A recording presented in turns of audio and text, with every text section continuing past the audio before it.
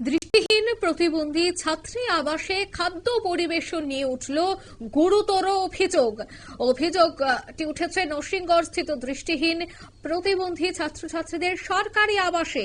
প্রতিবাদে সংশ্লিষ্ট ছাত্রছাত্রীরা প্রিন্সিপালের কাছে ডেপুটেশন দেয়। কর্তৃপক্ষের ভূমিকা নিয়ে নির্বিকার কর্তৃপক্ষ, এমনটাই অভিযোগ করছেন ছাত্রছাত্রীরা। শোনাবো। এই কথা যখন বলেছে প্রিন্সিপাল দরজা লাগিয়ে রেখেছে, আর কি সবাইকে হুমকি দিচ্ছে কি তোমরা অফিস স্টাফ, তোমরা স্টাফের কাজ করো। মানে কারোর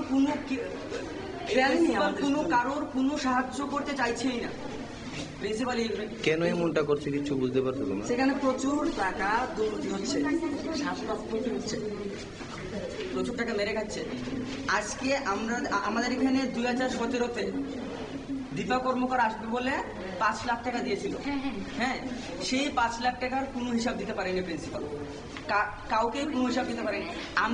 আমরা সেটা জানিই না, আমরা সেটা মানে কি বলবো, আমরা সেটা বলতেই পারি না যে টাকা দেওয়া হয়েছে কিনা হয়নি। এতদিন আমরা জানতে পেরেছি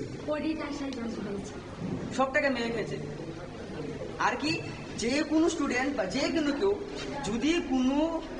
যদি প্রিন্সিপালকে প্রশ্ন করা হয়, প্রিন্সিপাল বলে যে হুমকি দিয়েছে তোরা প্রশ্নের আনসার আমি দেবো না, আমি দিতে বাধ্য না। আমি এসছি এখন বলেছে, ভিডিও আছে আমার কাছে, প্রমাণ আছে। আমাকে বলছে আমার নামে আমি এসছি পরে স্যার কথা বলি না, আমাকে বলছে ওসির কাছে ফোন করবে।